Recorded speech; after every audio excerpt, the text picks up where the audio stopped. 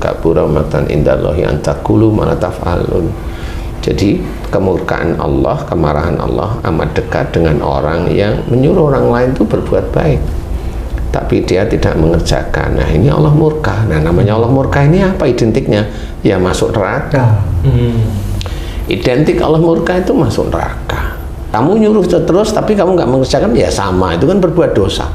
Jadi menjadikan Allah itu murka terus menerus. Makanya sebagai seorang imam yang baik, sebelum meminta istri, sebelum meminta anak-anaknya, atau sebagai orang tua, bagi ibu yang juga menginginkan anaknya melakukan sesuatu hal yang baik, ya dia harus mengerjakan.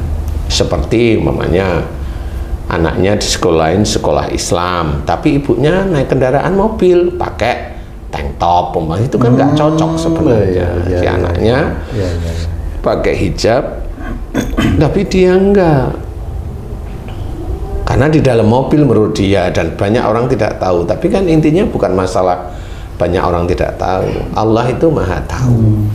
Sehingga yang seperti itu dia akan selalu berbuat dosa.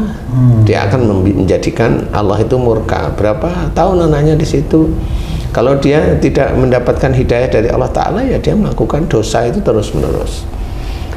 Sama seperti seorang imam laki-laki umpamanya. Jadi ya pada saat dia memberikan nasihat, "Mbok kamu sabar." Nah, ya memang harus kita sendiri yang laki-laki memang harus paham tentang sabar itu seperti itu. Umpamanya seorang pendakwah bilang, "Kamu itu harusnya sabar, harusnya gini, itu ini." Benar sih. Sehat. Pada saat dia ada masalah dengan istrinya, nah emosi lah, kan sama. Hal-hal seperti itu Allah itu tahu.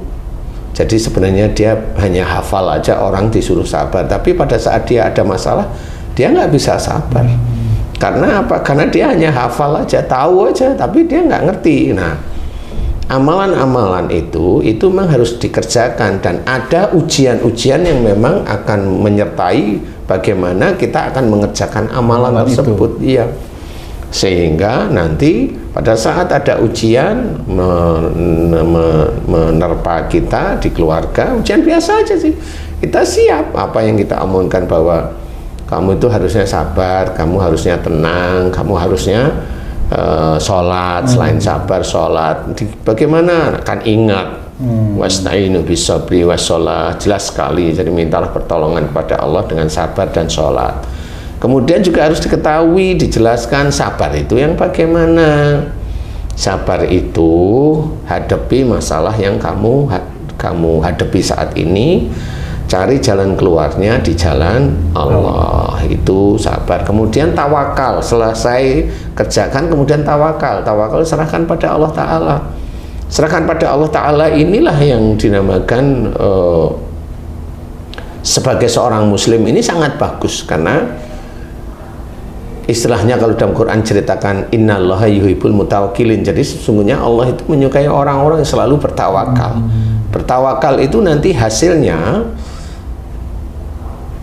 tidak sama seperti yang kita inginkan, tapi dia tawakal aja sama Allah Ta'ala. Memang Allah mengendaki hasilnya tidak sesuai dengan apa yang saya inginkan. Jangan kecewa, berat. Nggak usah kecewa, biasa aja, karena memang itu takdir yang harus dihadapi. Jadi ya biasa. Nah, tapi pada saat kita itu mengalami ada masalah dan sebagainya, nggak taunya emosi, dendam dan sebagainya, ya itu sama aja. Jadi hanya bisa ngomong tetapi nggak bisa mengerjakan. Istilahnya kalau di Jawa namanya jarkoni. Apa jarkoni? Jarkoni itu artinya kepanjangan dari iso ujar ora iso ngelakoni. Jadi iso ngomong tapi